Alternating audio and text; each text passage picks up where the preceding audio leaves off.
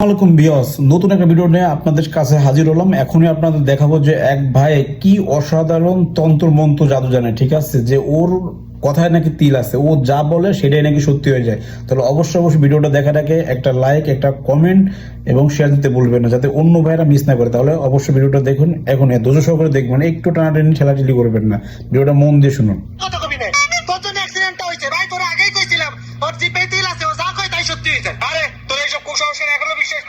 সেদিন বইটা আবারই ছিল, তোদের সাথে কথা বলতে যাই অ্যাক্সিডেন্ট হয়ে গেছে। ভাই তুই ক ভাই ক।